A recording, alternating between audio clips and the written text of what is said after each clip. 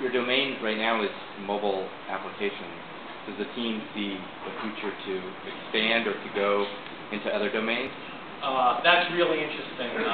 Karen often talks about App Inventor for X, where X is any number of other things. And certainly, when we found out that there was a lot of interest, not just from the mobile phone side, which is where we were coming from, but that maybe the idea of a really easy-to-use environment with a really easy-to-use visual programming sort of metaphor was something that would be applicable in other areas. So we thought about, App Inventor for Ajax or HTML5, for example.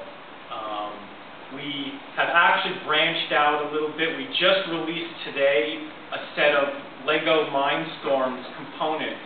So we're kind of a little bit on the way to App Inventor for robotics through that. And you could probably think of other areas that might be interesting. Okay, thank you, Dan.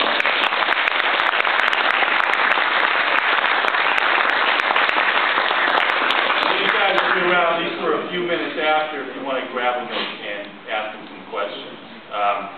Our next speaker, we used to have a physics course that our CS students would take, and we had this great teacher that taught. His name was Brandon Brown, and then he kind of started doing administrative stuff, and he's responsible for this new science building we're going to get next year, something like that. But he's a physics professor extraordinaire, and he's now the director of external affairs at USF, Brandon Brown.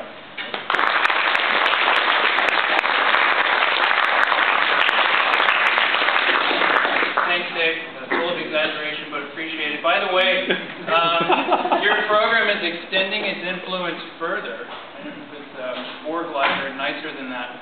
But if we go back a ways, if I'm V1 of an associate dean starting in 04, and I finished my term, then you had an associate dean who was a lot more computer savvy than myself. He's now the new dean of arts and sciences, Marcel Camperi, and your current associate dean, Chris Brooks, who's right here, is from the computer science department. So now we keep upgrading that position, thanks to you guys. I'm going to have a very brief bit for you, full of some pictures here.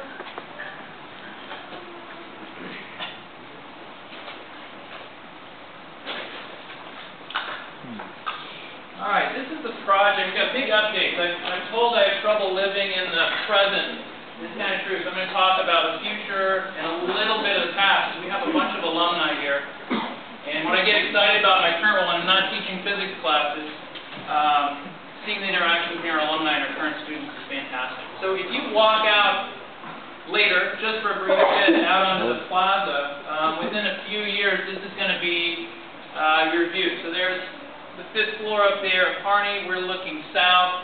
This is going to be a whole new structure that connects floor to floor in a whole different plaza for you. It's going to really update the way campus looks. Here we're headed east, and there's Kalmanovitz Hall with a pop-out. Here's part of the new structure behind the ginkgo trees, and I'm going to show you a 90-second movie and animation at the end of this which will clarify it. This ground floor main facility is largely designed by computer science. It's a great computer facility. I'm trying to give Professor Greg Benson some flashbacks here when we were hacking around on paper. A lot of input from the computer science program, not only for all the new computational spaces in the new building, but computational spaces that everyone on campus can use. It's kind of a real leadership role. And in many cases, like Greg, a complete selfless, egalitarian expenditure of months' worth of time planning these things. So this is, how full is a room with almost no flat walls? It's a stadium-style room. You can do 24 workstations in the Kudlick style of having the machines behind a closed door nearby, or it can fit about 50 people for a nice technological lecture. And this is going to be nice. Next to a big lobby. Keep the lobby in mind because you're going to see it in the movie at the end. The big news that's happening, the reason Dave was kind enough to give me just a couple of minutes, 2 days from now, we're having the groundbreaking ceremony. Not just ceremony, there's going to be a lot of pre-construction work, drilling all kinds of holes in the plaza in the fall. Major construction starts in May 2011. It'll be open for Earth Science in fall 2014, maybe earlier. And we've hired general contractors now. The permitting's done. It's hard to believe from where we started some time ago. Speaking of starting some time ago, I've got to thank the computer science program. Again, in 2004, this was not even a twinkle in anyone's eye. We just know we had a desperate need for science facilities. There's a trustee who took a real leadership role in getting this going and building the momentum that is now landed this project as a complete record setter for USF. It's raised twice the money for a capital project as any previous capital project. That is not inflation adjusted for the church, by the way, but in just in a pure number. That's right. I really want to thank computer science alum and former trustee Teresa Wynn. She just rotated out. She's here with us today.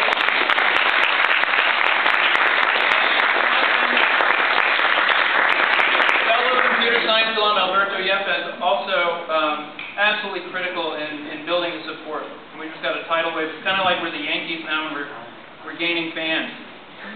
Now, along the way, I've gotten to the great pleasure of meeting more and more computer science alumni and hearing incredible stories. We've had, from what I understand, the first undergraduate computer science program on the West Coast, now about 40 years strong.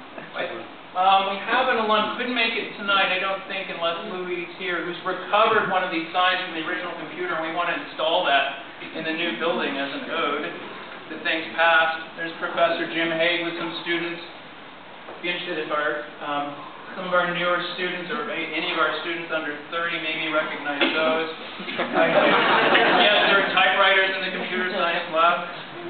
Wow.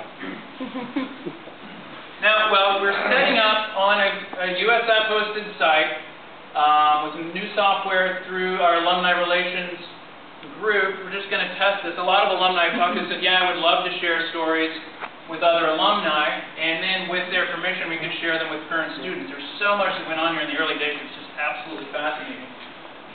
If you're interested in sharing some stories in an alumni network, this will be a site where only computer science alumni can get into the site we're setting up and share stories and network and connect. An email went out about this, but if you're interested, you can email me about it or alumni network at usfca.edu. I'm Brown B, or you can just hand me your business card if you're interested. This is an experiment. We're absolutely, again, at the forefront, again, of trying something like this at USF. We just figure it's a lot better than Facebook because the privacy is absolutely locked down. Not even the advancement staff will get to see it. All right, now just real briefly, especially for you students here, there's an incredible amount of support for the new science building from the alumni sitting around you. There have been 104 absolutely separate pledges of significant money from computer science alumni to the project, totaling $128,000, 354. And for my physics students out there, yeah, I'm not using units on purpose, okay? That is $2,300 larger than all medical professional alumni, by the way, who've been going for over 100 years here. It's pretty amazing. 1 in 8 computer science alumni are giving. And an alum who couldn't be here tonight, Robert Ackerman, wanted to, for this CS night, presented a new gift of $25,000 to the project. So we'll be hearing a little bit more about this. We want to have a big gathering in spring to celebrate this. The goal is we'll raise another $25K, get over $150, and I've convinced advancement to honor computer science alumni. 2 computer science students of the present, one of the, just the primo large study area on the corner of the building. It's actually going to be the one opposite this that overlooks Welsh Field, the Geschke Center, and the church on the very top level next to the computer science project space. And we want to have maybe the Spectre 70 sign there, etc., and let the current students know the tradition they're building on. Okay, I want to show you a movie and tell you about all the computer science spaces in the new building.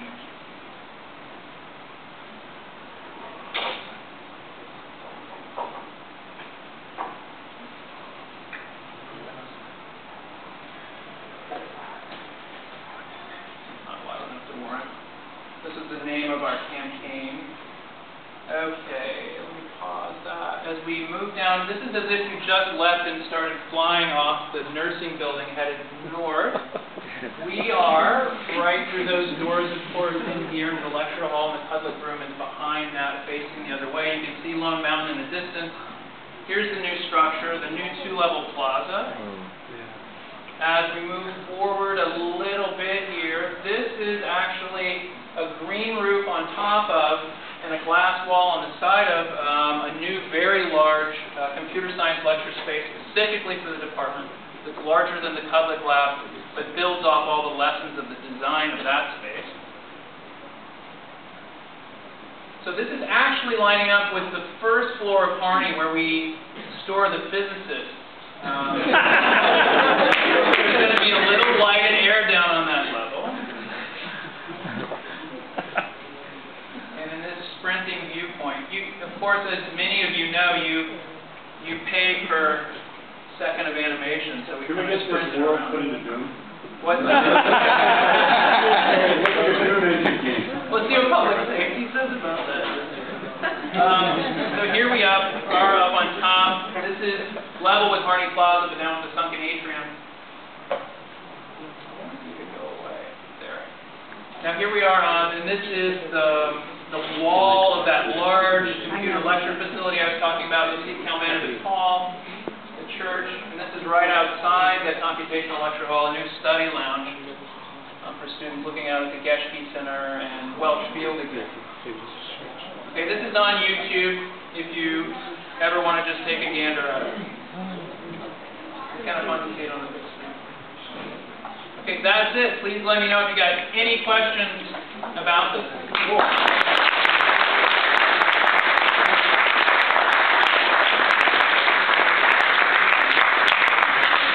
And by the way, the App Inventor class students built that animation with Red.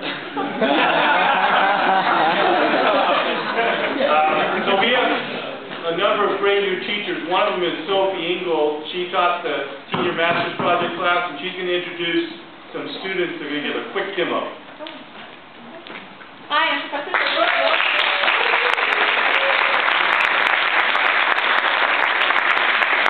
I'm teaching this semester the Master's Project course. We had 4 great projects this semester. Rodrigo and Andy are going to show you one of these projects. Their sponsor actually was the USF School of Law, and they built an iPhone application for them. I'll let them take it from there.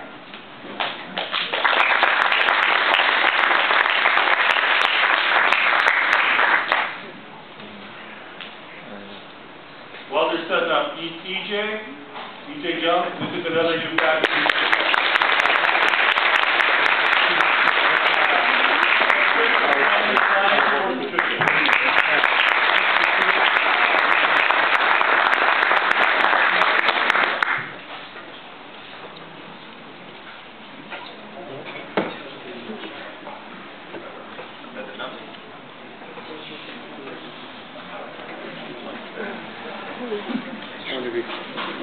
Shake the demo God's shrine.